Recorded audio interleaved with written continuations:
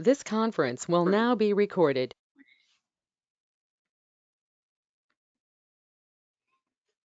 आज का जो टॉपिक है वो हम लोग साइबर सिक्योरिटी के बारे में डिस्कस करेंगे, क्योंकि साइबर सिक्योरिटी बहुत ही इम्पोर्टेंट टॉपिक होता जा रहा है और जिस तरह से उसमें हर रोज जो है वो एक नई तब्दीली आ रही है। तो उसमें ये है कि जो लोग करंट उस पे रहेंगे कि जो टेक्नोलॉजीज आ रही हैं और जिस तरह से जो अटैकर्स हैं वो अटैक कर रहे हैं, तो हम लोगों के लिए रोकना आसान होगा। तो उसके बारे में थोड़ा सा हम लोग डिस्कस करेंगे, उनकी स्ट्रेटेजी क्या है और फिर थोड़ा-सा इसके करियर के बारे में भी हम लोग बात करेंगे, क्योंकि एक क्लास हम लोग स्टार्ट कर रहे हैं नेटवर्क सिक्योरिटी की। तो नेटवर्क सिक्योरिटी जो है वो साइबर सिक्योरिटी का एक कंपोनेंट है, क्योंकि साइबर सिक्योरिटी एक वाइड कंपोनेंट है, इसमें बहुत सारी फील्ड्स जो हैं वो कवर हैं, तो हम लोग उसको देख लेंगे अभी। My name is Farooq Nizami, so I will be conducting this seminar.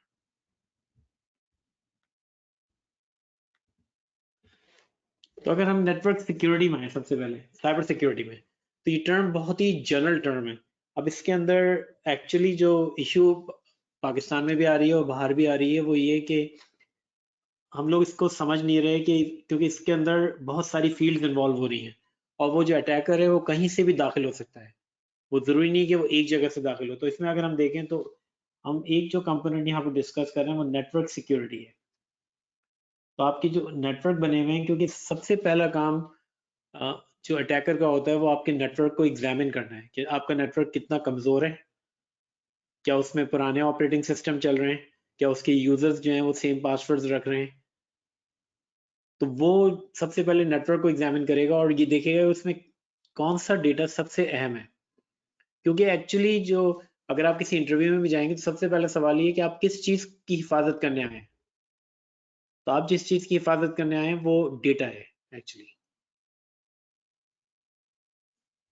क्योंकि डेटा को प्रोटेक्ट करना, एक तो ये कि डेटा चोरी नहीं हो जाए, क्योंकि अगर आपका डेटा चोरी हो जाए तो आपकी सारी रेपुटेशन खत्म हो जाएगी। दूसरा ये है कि आपका डेटा इनक्रिप्ट ना हो जाए, कि इनक्रिप्ट हो गया तो आप खुद भी नहीं देख पाएंगे अपना डेटा। तीसरा ये कि डेटा को डिलीट ही अगर किसी ने कर दिया, तो साइबर सिक्योरिटी का मतलब ये कि अवेलेबिलिटी होनी चाहिए, कॉन्फिडेंशियलिटी होनी चाहिए, कोई उसको देख नहीं सके और फिर ये है कि उस तक पहुंच नहीं सके। अब ये था कि पहले जो था वो नेटवर्क में एक आप डिवाइस लगाते थे विच इज कॉल्ड फायरवॉल, और उससे ही सब कुछ प्रोटेक्ट हो जाता था। लेकिन अब ऐसा नहीं है, अब उनको दूसरे रास्ते मिल गए हैं।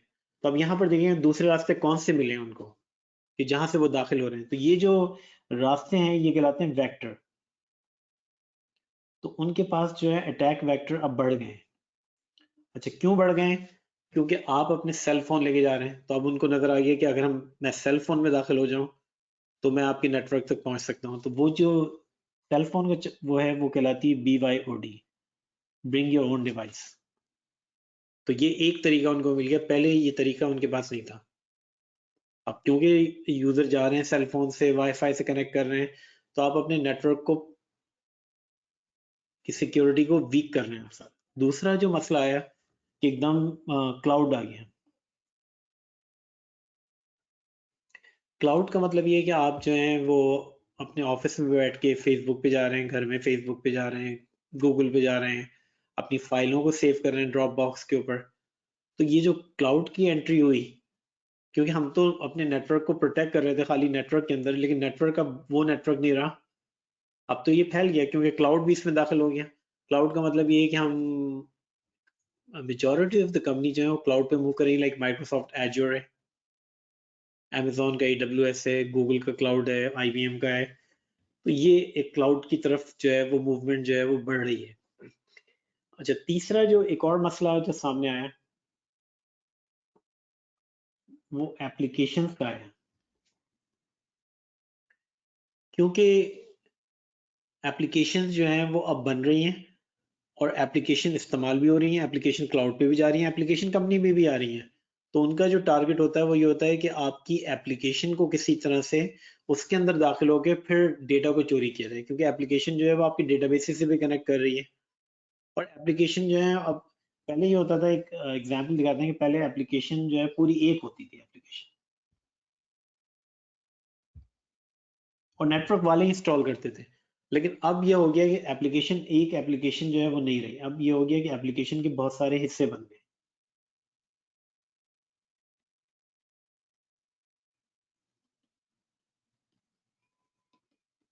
अगर हम नेटफ्लिक्स की बात करें, नेटफ्लिक्स की जो ऐप है वो उसमें हजारों छोटी छोटी एप्लीकेशन से मिलके वो एक बड़ी एप्लीकेशन बनती है। तो अब ये आपस में एक दूसरे से बात करते हैं, और जब ये एक दूसरे से बात करते हैं तो ये कहलाता है एपीआई, और ये है एप्लीकेशन प्रोग्रामिंग इंटरफेस।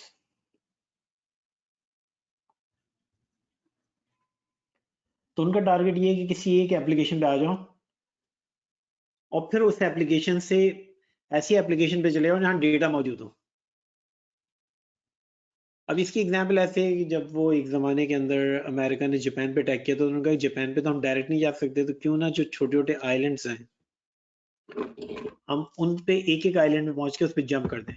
अगर आप किसी कंपनी में नहीं पहुंच पा रहे तो फिर किसी और रास्ते से दाखिल हो, तो आप किसी एक ऐप में दाखिल होंगे तो वो दूसरे ऐप में, और ऐप को जो एक दूसरे से कम्युनिकेट करते हैं तो वो एपीआई के जरिए करते हैं। तो अब हम देख रहे हैं कि एप्लीकेशन की नेटवर्किंग हो रही है, तो ये एप्लीकेशन दिखाने। अच्छा, दूसरा मसला ये है कि हम लोग इनक्रिप्ट नहीं कर रहे अपना डेटा, तो अब कोई भी आपका डेटा जो है वो पढ़ सकता है। हमारे यहाँ ये सिखाया नहीं जाता कि अपनी एप्लीकेशन को, अच्छा घर में भी होता है कि कोई बहुत अहम चीज़ है आपके घर में तो आप उसको कहीं संभाल के किसी लॉकर में रख देते हैं, लेकिन डेटा को हम वो वैल्यू नहीं दे रहे हैं। और अब आपका डेटा बहुत इंपॉर्टेंट है, अगर आपका डेटा चोरी हो गया तो कोई भी उसको इस्तेमाल कर सकता है डेटा को जो है, तो हमारे यहाँ डेटा की कोई वैल्यू इतनी है ही नहीं। तो अब ये है कि साइबर सिक्योरिटी में आता है कि हम किसी तरह से डेटा को इनक्रिप्ट करके रखें, अगर वो पहुंच भी जाएं जो अटैकर्स हैं। सी अटैकर्स अब बहुत ऑर्गेनाइज हैं, ये अटैकर वो अटैकर नहीं है जो 5 साल पहले होते थे कि आप वहीं से स्क्रिप्ट मिल गया। अब तो एक छोटे से बच्चे को भी स्क्रिप्ट मिल जाता है तो वो भी बहुत सोफिस्टिकेटेड टाइप का अटैक लॉन्च कर सकता है, क्योंकि ये जो अटैक्स हैं ये बने बनाए आते हैं। आप काली लिनक्स इंस्टॉल करें आपको सारे टूल मिल जाएंगे, लेकिन ये जो अटैकर एक्चुअली कंपनियों में अटैकर हैं ये बहुत ऑर्गेनाइज्ड हैं, क्योंकि ये अपने सारे निशानात मिटा देंगे। ये वो अटैकर नहीं है, आप इनका पता भी नहीं ढूंढ पाएंगे। ये बहुत दीवारों में छुप छुप के आते हैं, इन तक पहुंचना बहुत मुश्किल है। तो इनका भी हम एक छोटा सा डायग्राम आपको दिखाएंगे कि वो कौन सा रास्ता तलाश कर रहे हैं, और वो जो रास्ता तलाश कर रहे हैं वो एंड यूजर का है, वो आपके कंप्यूटर से दाखिल होंगे। तो इसमें हम एक सिंपल सा दिखाते हैं अभी इसके अंदर जो है किस तरह से दाखिल होंगे।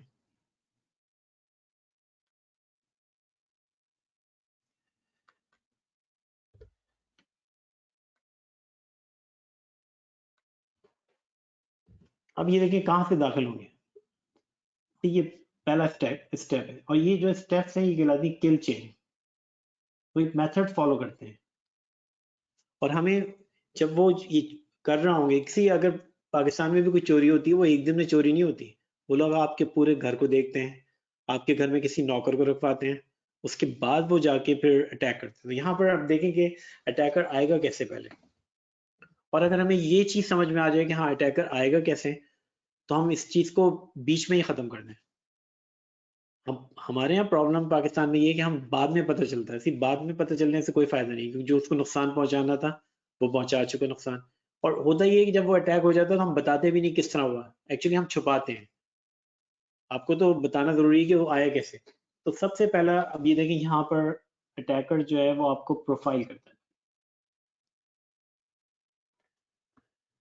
और वो कैसे करेगा, आपके बारे में इंफॉर्मेशन कहाँ से जमा करेगा। ये हर आदमी का फेसबुक अकाउंट है, हर आदमी का व्हाट्सएप है, हर आदमी का कहीं वो ईमेल है। तो अटैकर जो है वो सोशल इंजीनियरिंग के जरिए आप तक पहुंच जाएगा। अब सोशल इंजीनियरिंग क्या होती है, वो ये होती है कि वो आपके फेसबुक को एग्जामिन कर रहा होगा, आपके लिंक्डइन को एग्जामिन कर रहा होगा। एक एग्जाम्पल देते हैं कि लिंक्डइन पर उसने देखा कि आपको नेटवर्क की जॉब चाहिए, तो वो आपको एक ईमेल भेजेगा कि एक बहुत अच्छी नेटवर्क की जॉब आई है और उसकी रिक्वायरमेंट्स ये हैं, और वो एक वर्ड की डॉक्यूमेंट होगी या किसी और चीज़ की होगी, या कोई लिंक होगा। आपने वो क्लिक किया लिंक,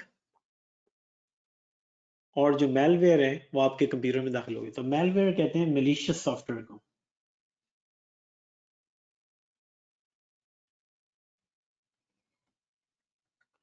तो सबसे बड़ा जो अटैक आजकल हो रहा है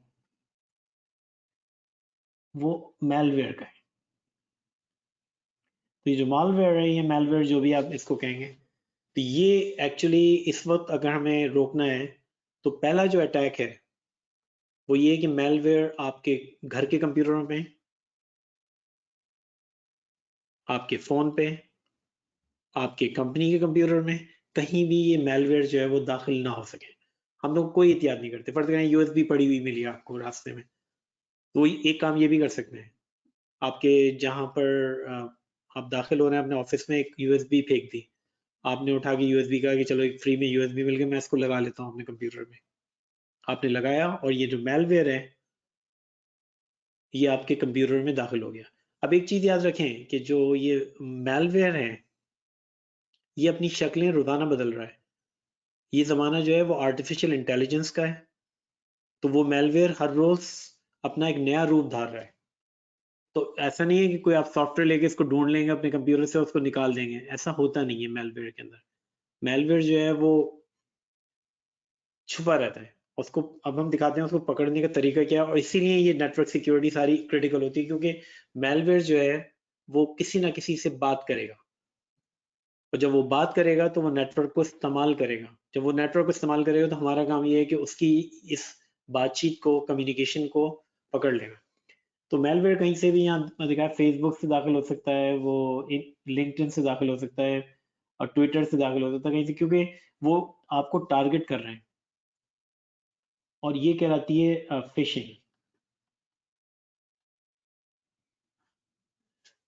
क्योंकि हमने एंड यूजर को नहीं बताया, एक्चुअली एंड यूजर को हमने ये नहीं बताया कि तुम ईमेल खोलते वक्त क्या एहतियात करो। तो यहाँ से वो दाखिल होगा टारगेट से, और टारगेट में ये है कि जो उसका टारगेट है, सी ये जो है वो फिशिंग तो डायरेक्ट है। अगर हम इसमें एक और वर्ड ऐड करते हैं, स्पीयर, तो अब ये बिल्कुल टारगेटेड है। इसका मतलब ये है कि उसने पूरी कंपनी के 500 लोगों में आपको सेलेक्ट किया है कि आप सबसे कमजोर हैं, और मैं अगर इस कंप्यूटर में दाखिल हो जाऊं तो मुझे इस कंप्यूटर में जो रास्ता है वो मिल जाएगा, और एक दफ़ा मैं कंप्यूटर में दाखिल हो गया तो मैं नेटवर्क में दाखिल होऊंगा, और फिर मैं जो मुझे तबाही मचानी मचा। तो आप ये कंटेंट खोलेंगे फिशिंग ईमेल में। अच्छा, अब ये सिस्टम आपका कॉम्प्रोमाइज हो गया, आपके कंप्यूटर में मेलवेयर जो है वो दाखिल हो चुका है, और हर कंप्यूटर में ऑलमोस्ट होता है वो। कुछ कंप्यूटर उसके काम के होते हैं, कुछ नहीं काम के होते, तो जो काम के होते हैं वो उन तक। अच्छा, और ये भी है कि आपका मेलवेयर दाखिल करके वो उनको बेच देगा। आजकल ये सब फाइनेंशियल है। उसने कहा कि मैंने ये 50 कंप्यूटरों में कराची में दाखिल कर दिया है, तो अगर आपके काम के कंप्यूटर हैं तो वो इसको कहीं ना कहीं किसी को बेच देगा। उसका टारगेट एक्चुअली आप नहीं थे। अच्छा, दूसरी जो टेक्नोलॉजी जिसकी वजह से प्रॉब्लम हो रही है वो है वर्क फ्रॉम होम, क्योंकि बहुत सारे जो लोग हैं वो ऑफिस के बजाय घर से काम कर रहे हैं, तो घर में जो मेलवेयर लेके आ रहे हैं फिर वो ऑफिस में लेके जा रहे हैं। दूसरा ये है कि आप ऑफिस के काम घर में कर रहे हैं, और आप मिक्सअप कर लेते हैं, ऑफिस का कंप्यूटर, घर का कंप्यूटर, सब उसको मिक्सअप करके वो चलाते हैं। अब उनका जो मकसद था वो ये था कि नेटवर्क को कॉम्प्रोमाइज करना। इसलिए हमेशा ये होता है कि साइबर सिक्योरिटी वालों को नेटवर्क की नॉलेज स्ट्रांग होनी चाहिए। तो इसीलिए जो कोर्स हम लोगों ने कहा नेटवर्क सिक्योरिटी का, इसलिए क्योंकि आपकी नेटवर्क की अगर नॉलेज स्ट्रांग नहीं होगी तो कभी भी आप साइबर सिक्योरिटी में दाखिल नहीं हो सकते, because that is the foundation. क्योंकि एक्चुअली जो मेलवेयर है वो दाखिल यहीं से होगा, वो आपका नेटवर्क सिस्टम को कॉम्प्रोमाइज कर लेगा, और फिर वो ढूंढेगा, स्कैन करेगा आपके नेटवर्क को, देखेगा कौन से ऑपरेटिंग सिस्टम चल रहे हैं, क्या आपने उन पे ऑपरेटिंग सिस्टम को अपग्रेड किया। पाकिस्तान में जो प्रॉब्लम होता है वो ये होता है कि हम सब पायरेटेड चलाते हैं। तो ये तो उसकी चांदी जैसे होता नहीं, खुश हो जाता है, कहता है कि ऐसा तो नेटवर्क मैंने दुनिया में नहीं देखा जिसके अंदर कोई अपग्रेडेड नहीं है, पैच नहीं लगे हुए। और ये बड़ी बड़ी कंपनियां, बड़ी बड़ी बैंकों के लोग जो हैं वो ये इस तरह के पायरेटेड सिस्टम जो है वो चला रहे हैं। इससे बेहतर तो जब आप पायरेटेड सिस्टम चलाएंगे तो आपके चांसेस जो हैं वो 10 टाइम्स मल्टीप्लाई हो रहे हैं। तो पाकिस्तान पहले तो उन्हें इतना इंटरेस्ट नहीं था पाकिस्तान से, लेकिन जब उन्होंने ये देखा कि पाकिस्तान तो हमारे लिए बहुत ही आसान है, तो वो फिर अटैक, तो आपका नेटवर्क सिस्टम जो है वो कॉम्प्रोमाइज होगा।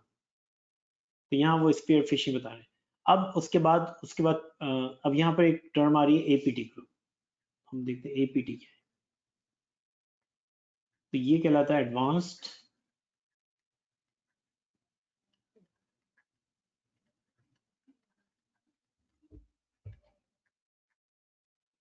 थ्रेट, का मतलब है खतरा, और परसिस्टेंट मतलब है मुसलसल। एडवांस का मतलब है बहुत ही ज्यादा, यानी सोफिस्टिकेटेड, उर्दू में जो भी वर्ड होगा इसका एडवांस का मतलब है कि बहुत बहुत ही यानी सोफिस्टिकेटेड टाइप का है, कि वो इस तरह का है कि आप अब उससे बचना मुश्किल हो जाएगा। तो परसिस्टेंट का मतलब है कि वो आपको छोड़ेगा नहीं। हो सकता हो कि ये बात उनमें है, हैकर में है, कि वो 100 टाइम आपके ऊपर अटैक करेंगे, एक गलती आपके सिस्टम को कोलैप्स कर दी। अब ये क्रिकेट की एग्जांपल देख लें, बॉलर जो है वो बैट्समैन को 100 डिफरेंट तरीके से ट्राई करेगा, बैट्समैन एक गलती करेगा और वो आउट हो जाएगा। बॉलर यही चाहता है कि, और वो टेस्ट करता रहता है कि अगर मैं ये करूंगा तो वो ये करेगा। तो ये कंसिस्टेंट एक जंग है हैकर की, और जिसको कह सकते हैं थ्रेट एक्टर, हैकर और आपकी जंग है, और उसके अंदर जीत जो है वो उन्हीं की हो रही है, क्योंकि हम कहीं ना कहीं कमजोर पड़ जाते हैं और वो जो है आपके ऊपर जाके अटैक करते हैं। तो ये तो एक पूरा। अब उसके बाद वो, अब यहाँ पर असल जो मसला आ रहा है वो ये आ रहा है कि आपका काम था जब आपको कंपनी में हायर किया गया था कि कंपनी के डेटा को महफूज रखो, सिक्योर रखो। एक्सट्रैक्शन का मतलब है कंपनी से डेटा को निकाल लेना। तो वो एक्सट्रैक्ट भी कर सकता है, इनक्रिप्ट भी कर सकता है, और डिलीट भी कर सकता है।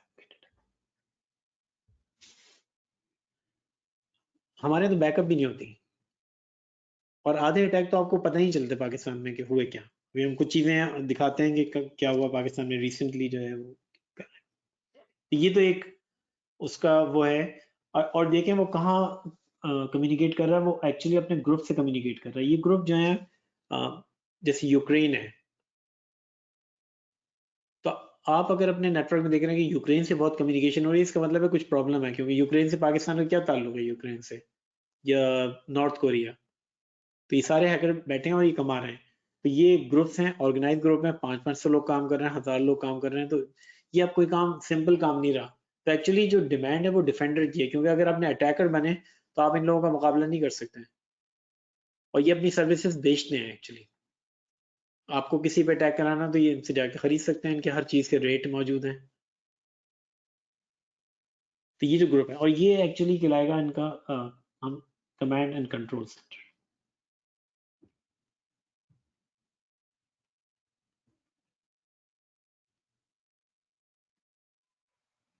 तो एक्चुअली सिर्फ एक तरीका है पकड़ने का इनको, वो ये है कि जब ये मेलवेयर आपके कंप्यूटर में बैठा होगा, ये चुपचाप नहीं बैठेगा, क्योंकि इसको समझ नहीं आ रहा मैं करूं क्या। इसके अंदर एल्गोरिदम बिल्ट है, तो ये कहेगा मुझे कोई ना कोई तरीका तलाश करना है, और वो तरीके क्या है वो हम लोग कोर्स में डिस्कस कर सकते हैं कहीं ना कहीं। लेकिन वो तरीका तलाश कर लेगा कि किस तरह से मैं अपने कमांड एंड कंट्रोल से बात करूं। वो मुझे इंस्ट्रक्शन देगा कि मैं करना क्या है मुझे, और वो जो भी इंस्ट्रक्शन देगा ये उसको एग्जीक्यूट करेगा, और ये आपके कंप्यूटर में छुपा रहेगा। अब सिर्फ एक हो सकता है, हमारे कंप्यूटर अगर हम जाके देखें तो हजारों कम्युनिकेशन चल रही है, तो उसमें आपको ये एक कम्युनिकेशन तलाश करनी है। अगर आपने वो कम्युनिकेशन तलाश कर ली तो आपने वो कंप्यूटर तलाश कर लिया, और वो कंप्यूटर तलाश कर लिया तो उसको आइसोलेट किया जा सकता है कंप्यूटर को। तो ये तो उनका एक पूरा मेथड है जिसको वो अडॉप्ट करते हैं। तो अब ये देखें उनकी एंट्री कहाँ से हुई। क्या उनकी एंट्री फ्रंट से हुई जहां आपके नेटवर्क एडमिनिस्ट्रेटर बैठे फायरवॉल से? नहीं, उनकी एंट्री हुई एंड यूजर से। उनकी एंट्री हुई किसी यूजर जो घर से काम कर रहा है, और वो नॉर्मली मंडे को भेज देंगे, पीर को हजारों मेल आ रही हैं, आपने उसमें से उठा के एक मेल चेक कर ली और उसके अंदर ये हो गया। तो ये तो एक तरीका था। अब हम लोग वापस आ रहे हैं उसके ऊपर जो लेक्चर था।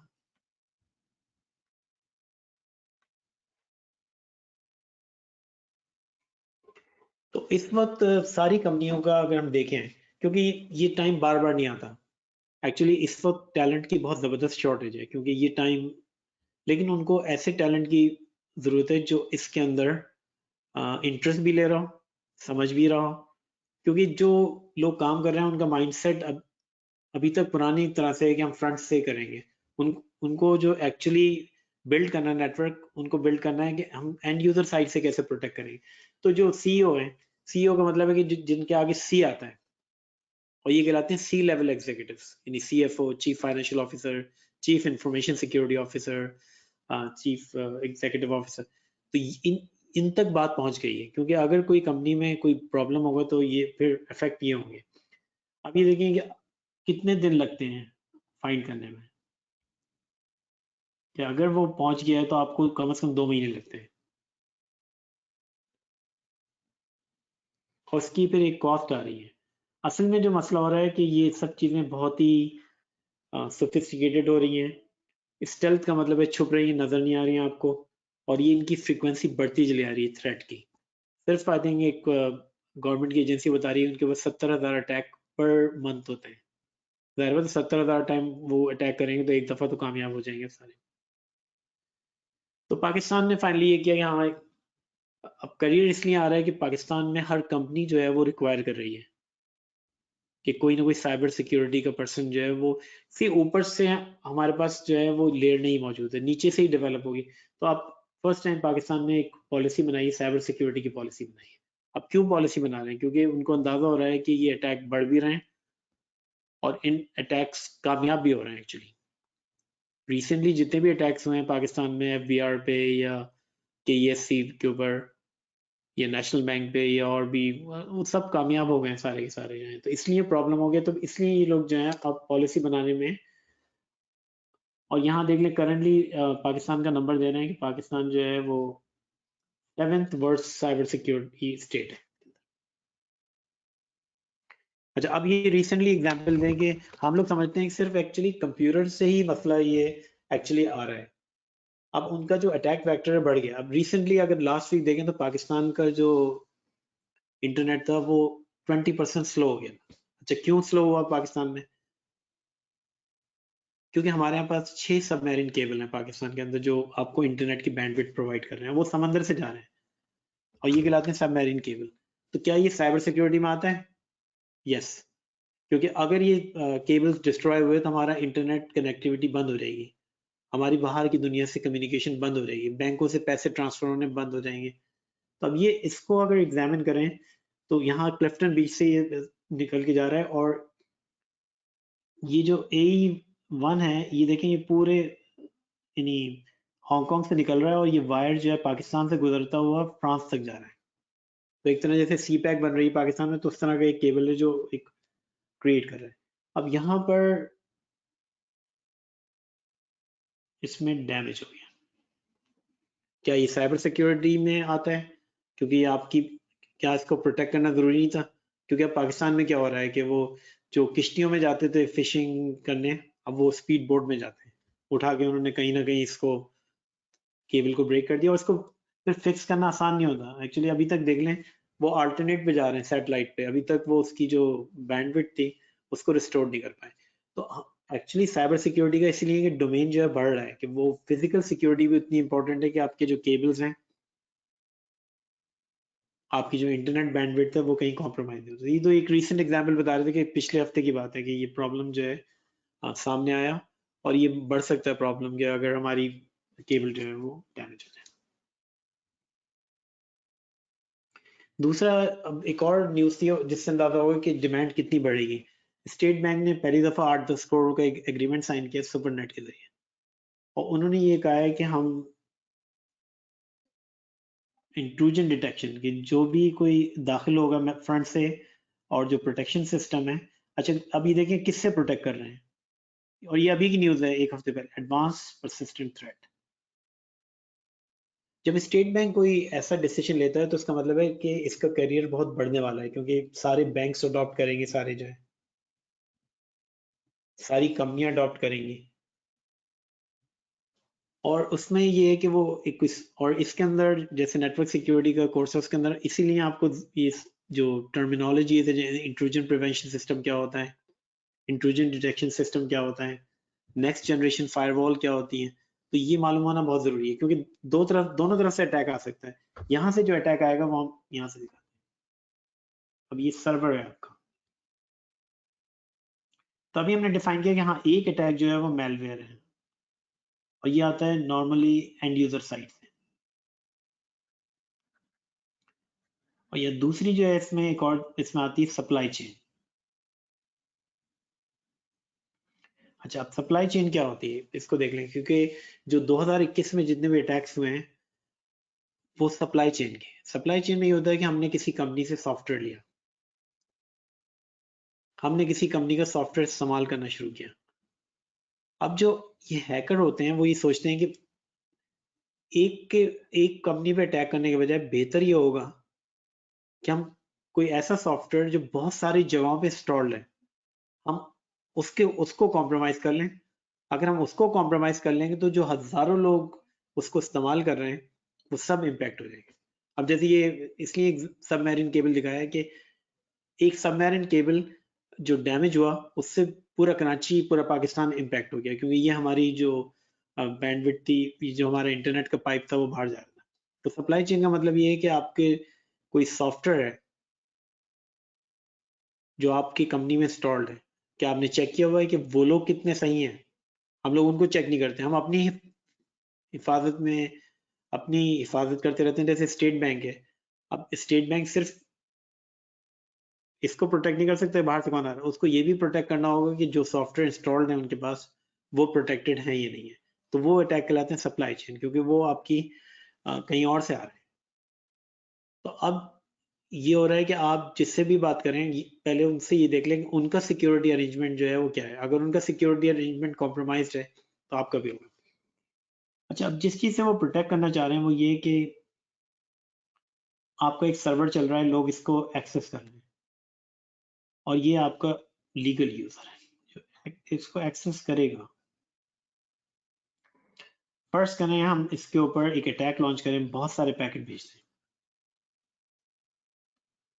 और ये सर्वर थोड़ी देर में बैठना बंद हो जाएगा। तो इसको कहते हैं डिनाइल ऑफ सर्विस, इन्हें अपनी सर्विसेज देना बंद कर देगा। और ये जो अटैक कहलाता है डॉस। तो एक तरफ हमें मेलवेयर का खतरा है जो अंदर से आ रहा है और एक तरफ डॉस का खतरा है जो बाहर से आ रहा है। अच्छा, डॉस में अगर ये मल्टीपल लोग अटैक कर रहे हैं तो then we can call it इसको डीडॉस। बट डी जो वर्ड ऐड हुआ है वो कहलाता है डिस्ट्रीब्यूटेड। डिस्ट्रीब्यूटेड इसलिए कि मल्टीपल डायरेक्शन से जा रहा है। जैसे पाकिस्तान रेलवे को हुआ तो वो क्योंकि उनका सर्वर बंद हो गया तो बुकिंग जो है वो 3-4 दिन तक उनकी नहीं चलती रही। अच्छा, अब ये न्यूज़ इसलिए बता रहे हैं कि साइबर सिक्योरिटी फील्ड में रहना है तो आपको न्यूज़ पढ़नी पड़ेगी, क्योंकि वो आपको शो कर रही है कि डिमांड किधर जा रही है। अगर हम उससे अवेयर नहीं होंगे तो ये हमने 2 रीसेंट न्यूज़ दिखाई हैं अभी जो बिल्कुल इसी हफ्ते प्रिंट हुई हैं, लेकिन इस तरह की खबरें आती रहती हैं। तो आपको उन खबरों को पढ़ना भी है और उनको एक्चुअली देखना है कि वो किस तरह से जो अटैक्स हो रहे हैं। तो ये तो डीडॉस अटैक हो रहे हैं और वो सर्वर्स का हो रहे हैं। अब सर्वर्स बहुत होते हैं नेटवर्क के अंदर, एक होता है आईपी, डीएचसीपी। डीएचसीपी कहते हैं डायनामिक होस्ट कॉन्फ़िगरेशन, ये आईपी सप्लाई करता है।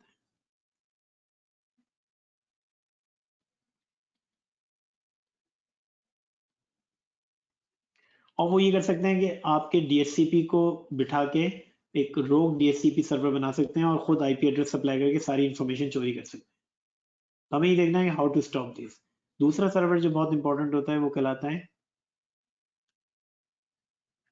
डीएनएस, डोमेन नेम सर्वर, जो आपको नेम जो है वो सप्लाई करता है। तो डीएनएस जो है वो आपको ये सप्लाई करता है कि जैसे आप टाइप करते हैं cisco.com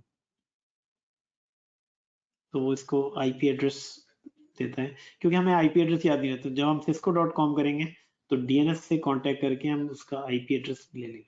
तो हमें डीएनएस समझ में आना चाहिए, हमें डीएचसीपी समझ में आना चाहिए और आईपी एड्रेस समझ में आना चाहिए। वही सब नेटवर्किंग के फंडामेंटल्स हैं।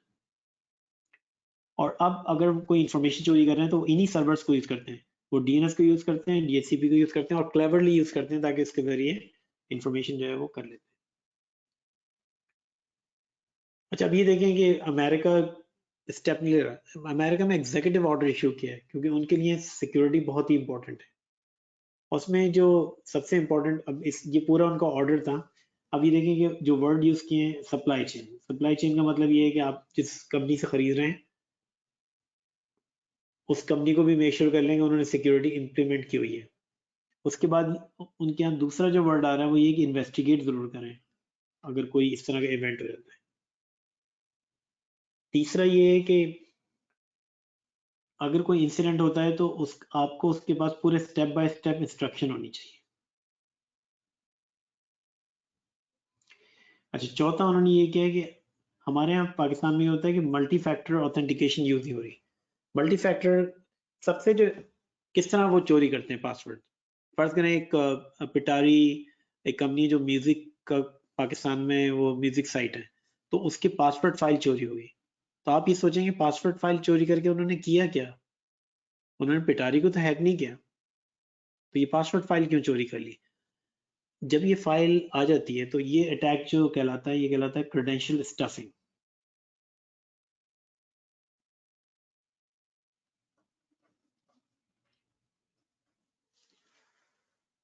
अच्छा, क्रेडेंशियल स्टफिंग में जो चीज होती है वो ये होती है कि जब ये पासवर्ड फाइल चोरी होती है तो इस पासवर्ड को वो टेस्ट करते हैं बैंकों पे, क्योंकि हम लोग सिमिलर पासवर्ड यूज करते हैं, तो उससे फायदा उनको ये होता है कि वो पासवर्ड कुछ लग जाते हैं। एक तो हम पासवर्ड चेंज नहीं करते हैं, जो बहुत ज़रूरी है कि पासवर्ड जो है हम लोग डिफरेंट जगहों पे ट्राई कर लें, यानी एक पासवर्ड दूसरी साइट पे ना रखें पासवर्ड को। लेकिन होता ये है कि जब 2.5 लाख की पासवर्ड फाइल चोरी हुई है, उसमें 8-10 हज़ार उनको ऐसे मिल गए होंगे जिन्होंने सेम पासवर्ड यूजर नेम जो है वो बैंकों की साइट पे इस्तेमाल किए होंगे। तो इसीलिए बैंक जो है अब यूज करते हैं one time password, and that is called multi factor authentication. तो एक जो बचने का तरीका ये है कि आप मल्टी फैक्टर ऑथेंटिकेशन यूज करें। मल्टी फैक्टर मतलब है सिर्फ एक तरीका इस्तेमाल नहीं करें। जैसे बैंक में जाते हैं तो एटीएम कार्ड आपके पास होता है और पिन कोड होता है, तो दो चीजें हो गई। तो पाकिस्तान में जो रिसेंटली स्कैम हो रहे हैं वो ये हो रहे हैं कि वो किसी तरह से ट्रिक करके वो वन टाइम पासवर्ड भी हासिल कर लेते हैं, जिसके जरिए वो बैंकों से वो ट्रांसफर कर लेते हैं। और बहुत सारे हो गए हैं, उसमें 1-2 लाख रुपए भी ट्रांसफर कर लेते हैं बैंक से। अच्छा, अब ये तो पूरा डोमेन है, लेकिन इस डोमेन के अंदर जिस एरिया को हम लोग कवर करना चाह रहे हैं वो सी इसमें ये पूरा एरिया साइबर सिक्योरिटी है, लेकिन हम लोग जो है वो इन एरियाज में काम करना चाह रहे हैं।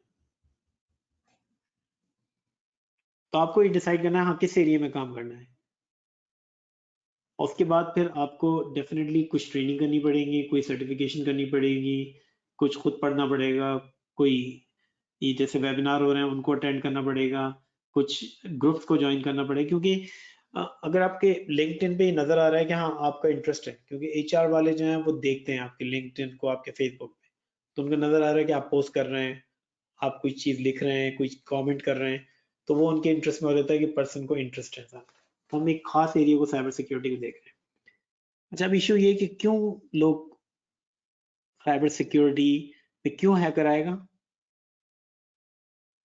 तो एक बैंक का चोर था 1918 के अंदर, उससे पूछा कि तुम क्यों आए? तो उसने जहाँ पैसा होगा मैं वहीं जाऊंगा। तो ये उसका बहुत ही फेमस स्टेटमेंट है। तो अब इसमें देखें कि इस स्टेटमेंट के अंदर सब कुछ छुपा हुआ है। इसमें ये है कि हैकर इसलिए आ रहा है कि इसमें पैसा है, तो अगर आप ये करियर अडॉप्ट करेंगे तो इसलिए कि इसमें पैसा है, क्योंकि जो सबसे ज्यादा वन ऑफ द जो इन डिमांड फील्ड है वो साइबर सिक्योरिटी की है, क्योंकि उस फील्ड के अंदर चीजें ओवरनाइट बदल रही हैं। हम फ्यूचर को प्रिडिक्ट नहीं कर पा रहे, क्योंकि आज जो था वो नए नए तरीके अडॉप्ट कर रहे हैं, और ये है कि उनके वो चीजें जो 5 साल पहले सीखा था वो कम्प्लीटली बदल गया। तो जब भी कोई चीजें बदल जाती हैं तो वो एक आपको मौका प्रोवाइड करती हैं जिसके ज़रिए आप जो हैं वो उस फील्ड में दाखिल हो सकें। तो ये अपॉर्चुनिटी बार बार नहीं आती। अब ट्रेंड्स क्या हैं इस वक्त राइट नाउ? अगर हम ट्रेंड्स के ऊपर गौर करें,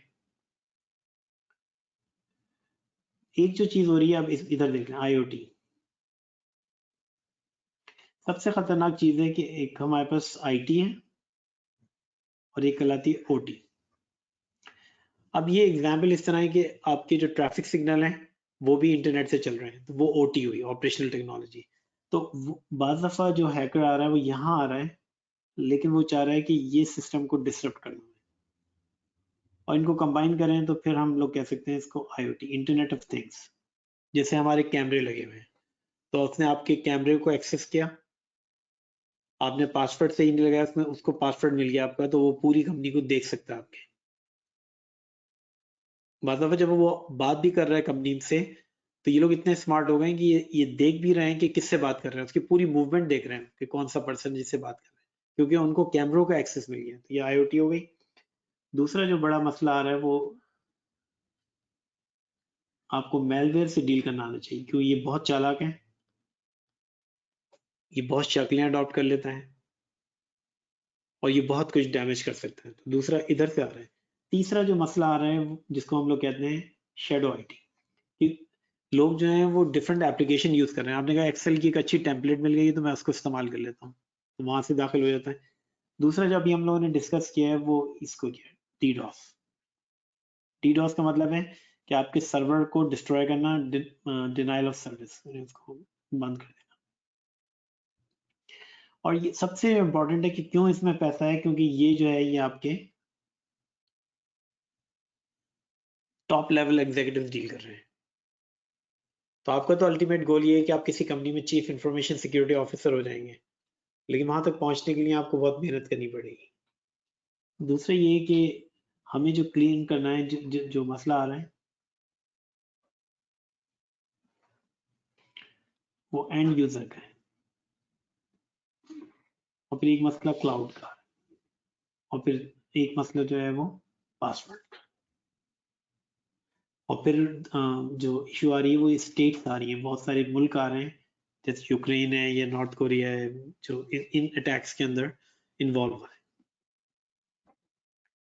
अच्छा, ये एक मौलाना रूमी के बहुत मशहूर कोट है जिसका कि हम लोग अपने नेटवर्क को टेक केयर नहीं करते जब तक कि कोई उसके ऊपर अटैक नहीं हो जाए, फिर एक्शन लेते हैं। और एक्शन क्या लेते हैं कि नीचे के लोगों को निकाल दिया, वेंडर्स को फौरन बुला लिया कि हमारा मसला हल करो।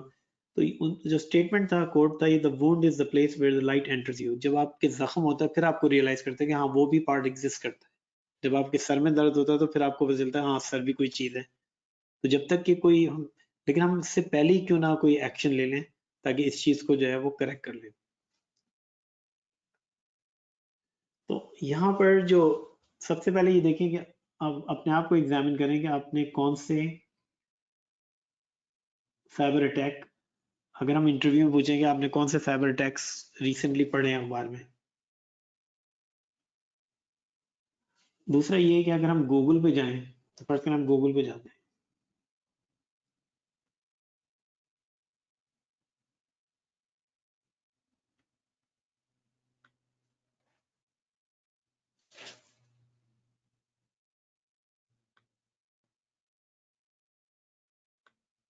और यहाँ टाइप करते हैं गूगल।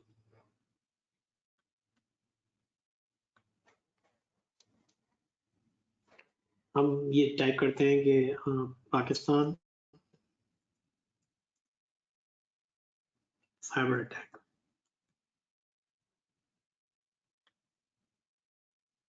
फिर अभी एकदम न्यूज आएगी, तो आपको नॉट ओनली ये न्यूज पढ़नी है बल्कि देखना है कि वो उन्होंने कौन सा तरीका जो है इसमें इस्तेमाल किया।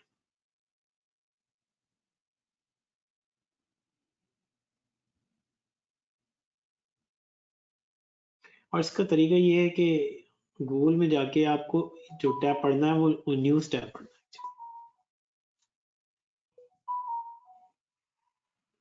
तो ये सारी जो है वो रीसेंट खबरें, अब ये से इतनी न्यूज आ रही है इसके बारे में, तो ये एक्चुअली डिफरेंट न्यूज है जो आप पढ़ सकते हैं।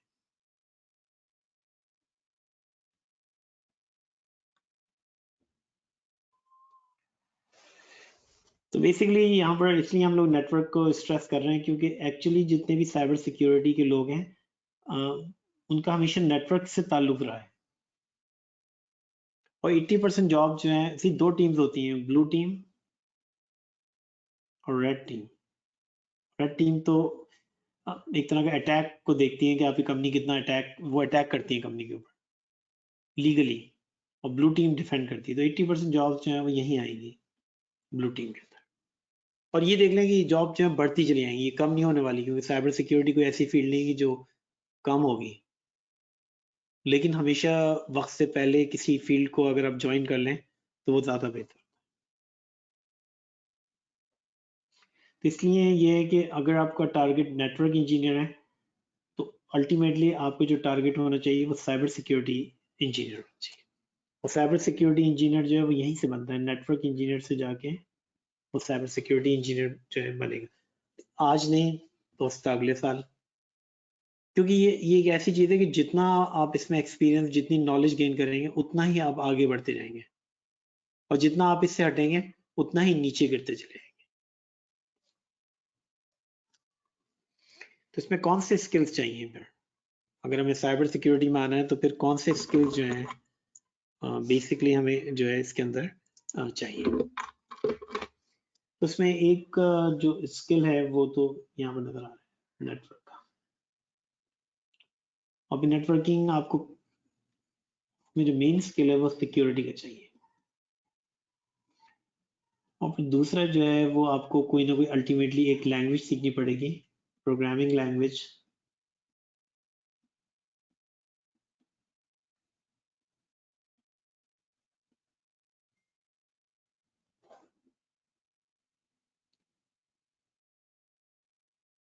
और क्योंकि मोस्टली अटैकर लिनक्स यूज करते हैं तो किसी पॉइंट पे आपको लिनक्स यूज करनी पड़ेगी। और फिर ये कि क्योंकि अब जो सिस्टम्स हैं वो क्लाउड पे मूव कर रहे हैं, और हमारी जो पहले होते थे फिजिकल सर्वर,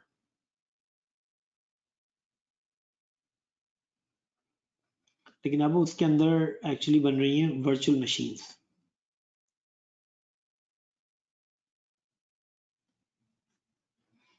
जब ये अटैक हुआ एक पाकिस्तान में, आई थिंक किसी ऑर्गेनाइजेशन पे, तो उन्होंने 350 फिजिकल सर्वर को डैमेज नहीं किया, उन्होंने वर्चुअल मशीन्स को डैमेज किया। तो इसलिए वर्चुअलाइजेशन आ गई। फिर ये कि वो सिस्को एडमिनिस्ट्रेशन लाइक कोई सीसीएनए टाइप का कोर्स है, और फिर आपकी जो, तो ये तो एक स्किल्स हैं कि क्योंकि ये कोई एक कोर्स नहीं है, ये मल्टीपल चीज़ों से बन के बनेगा। तो उसमें आपको नेटवर्क सिक्योरिटी भी आनी चाहिए, एक प्रोग्राम लैंग्वेज पाइथन भी आनी चाहिए, ऑपरेटिंग सिस्टम में लिनक्स आना चाहिए आपको, पावर शेल जो है वो माइक्रोसॉफ्ट का है। क्योंकि ये चीज़ें जो है हैकर जो है वो इस्तेमाल करते हैं, तो उसमें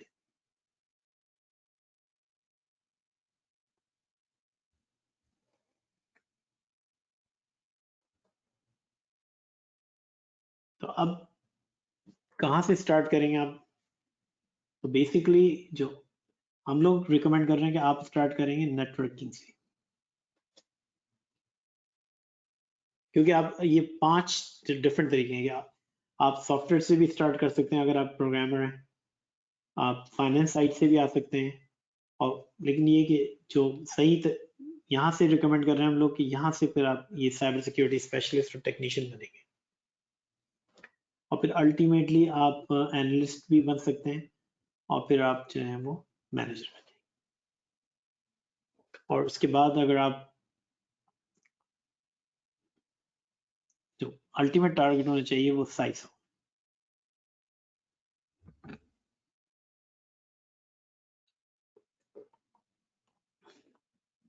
तीसरा जो कहते हैं वो chief information security officer. Pakistan में हमारे यहाँ जो कमी है इस वक्त अच्छे चीफ इंफॉर्मेशन सिक्योरिटी ऑफिसर्स की है। एक्चुअली जब भी कोई अटैक होता है तो वो एक्चुअली नीचे वालों को ब्लेम करते हैं, लेकिन एक्चुअली जो प्रॉब्लम है वो तो ऊपर से आता है। हमारे मैनेजर्स की कमी है। तो ये तो एडवांस लेवल है, ये फिर एग्जैक्ट कहीं ना कहीं से शुरू करना है।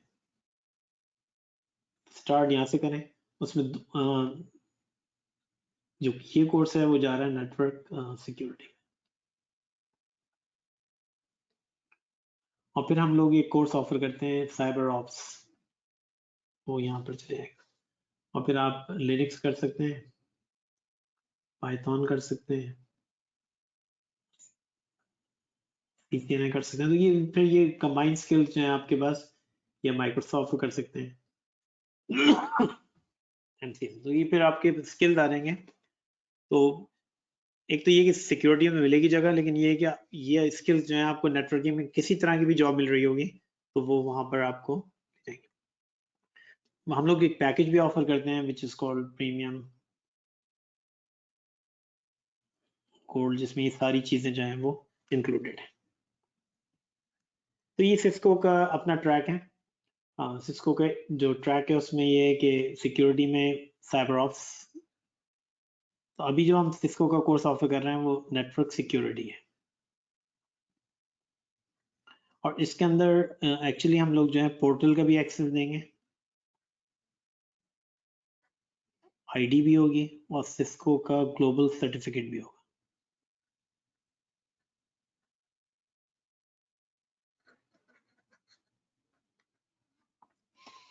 और CTTC का भी अपना सर्टिफिकेट है जिसकी पाकिस्तान में वैल्यू है, क्योंकि जितने भी लोग ग्रेजुएट हुए हैं मोस्टली जो कंपनियों में काम कर रहे हैं या डिफरेंट ऑर्गेनाइजेशन में वो ज़्यादातर CTTC से ही निकले हैं। तो ये जो ट्रैक है सॉफ्टवेयर का ये जाता है डेवऑप्स की तरफ। इसमें ये है कि एक नया कोर्स है डेवनेट जो आपको डेवऑप्स इंजीनियर बनाता है, ये बनाएगा आपको सिक्योरिटी इंजीनियर।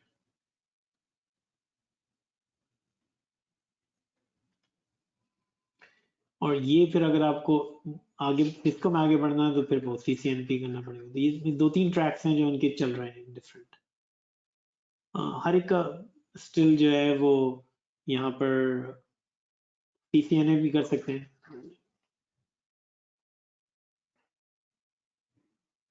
तो ये जो एक बहुत बड़ी मार्केट आ रही है विच वी कॉल इट के $100 बिलियन की, और जो जहां भी पढ़ लें आप उसमें जो मेन इंपॉर्टेंट है, अब यहाँ भी देखें डेटा सिक्योरिटी पे बात हो रही है। और दूसरा जो वर्ड आ रहा है वो कहलाता है जीरो ट्रस्ट। अच्छा, जीरो ट्रस्ट नेटवर्क क्या होते हैं?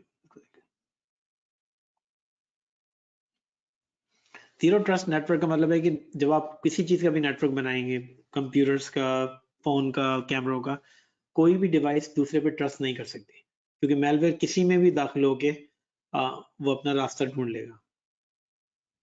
तो इसलिए ऐसा नेटवर्क बनाया जाए जिसमें किसी डिवाइस पे, किसी यूजर पे, किसी एप्लीकेशन पे आप ट्रस्ट नहीं करेंगे। और जब भी कोई एक दूसरे से बात करने की कोशिश करेंगे पहले चेक कर लें कि वो सिस्टम कॉम्प्रोमाइज तो नहीं है। तो आजकल जो डिमांड है वो जीरो ट्रस्ट नेटवर्क की है, तो वो यहाँ पर भी आ रहा है।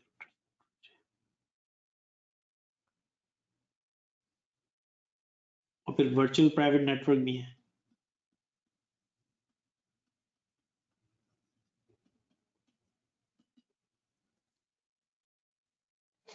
तो ये एक तरह के जो IT team of the future जिसकी हम लोग बात कर रहे हैं वो ये है कि उसमें ये 3 स्किल्स चाहिए आपको सॉफ्टवेयर के। अगर आप ये तीनों कंबाइन कर लें तो आप बहुत आगे बढ़ सकते हैं।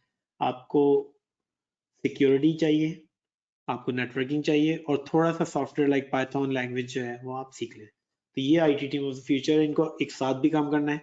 तो हो सकता है आप सॉफ्टवेयर में काम नहीं करें लेकिन समझ में तो आना चाहिए कि वो लोग कर क्या रहे हैं। तो ये सिस्को का एक्चुअली वो है फुटप्रिंट कि आप करेंगे क्या आगे जाके। तो आपको थोड़ी सी सिक्योरिटी आनी चाहिए, थोड़ी सी नेटवर्किंग आनी चाहिए और सॉफ्टवेयर। तो इसमें डिफरेंट पैथ हैं। IT सिक्योरिटी कंसल्टेंट भी बन सकते हैं आप। इसके लिए आपको बहुत एक्सपीरियंस चाहिए पेनिट्रेशन टेस्टिंग के लिए। और सिक्योरिटी के एडमिनिस्ट्रेटर भी बन सकते हैं आप। और फ्यूचर में फिर सिक्योरिटी, ये फ्यूचर के हैं, ये एडवांस।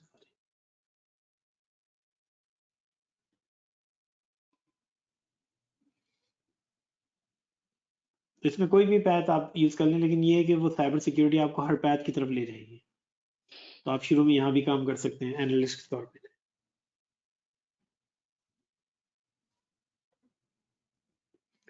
तो ये जो जॉब मार्केट है अगर देखें तो सबसे बड़ी जो जॉब मार्केट दाखिल हो रही है वो इंफॉर्मेशन सिक्योरिटी की है।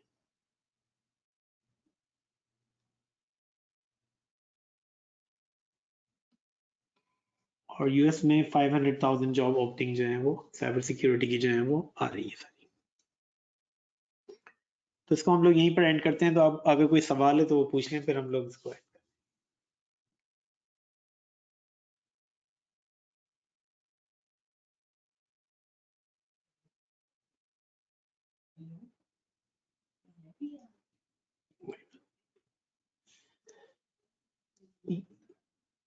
ये आउटलाइन है कोर्स की।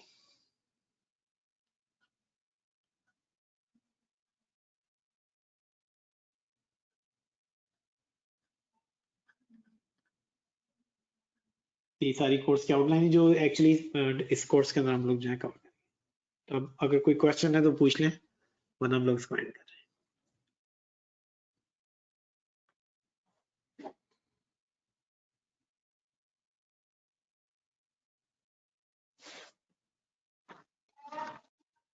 अस्सलाम वालेकुम। वालेकुम अस्सलाम। ये इसकी ड्यूरेशन कितना है, कितने मंथ्स का?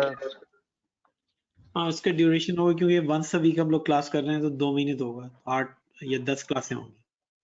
ठीक है। और जो सर्टिफिकेशन कॉस्ट है वो उसमें डिस्काउंट है, वो फ्री ऑफ कॉस्ट है? लाइक जो सीसीएन सिक्योरिटी है, इसकी एक हाँ, सर्टिफिकेट कॉस्ट होती है ना, तो अच्छा उसके वो अंदर कोई डिस्काउंट? ओके, नहीं एक्चुअली इसकी कोई सर्टिफिकेशन नहीं है इटसेल्फ जो है। ये पूरा कोर्स सिस्को का ही है, लेकिन आपको जो सिस्को का सर्टिफिकेट है वो मिल जाएगा। तो सिस्को का सर्टिफिकेट कंप्लीट मिल जाएगा जिसकी अपनी वैल्यू है सारी, उसकी कोई कॉस्ट नहीं है। तो अगर सिस्को का सर्टिफिकेट, क्योंकि उसका एग्जाम हम ही लोग कंडक्ट करेंगे तो वो आप ले लेंगे, तो उसकी कोई कॉस्ट नहीं है। लेकिन सर्टिफिकेशन एग्जाम है नहीं, अब एक जमाने में होता था सीसीएनए सिक्योरिटी का, लेकिन अब नहीं रहा। Okay okay. अच्छा, दूसरा ये है कि दूसरा ये है कि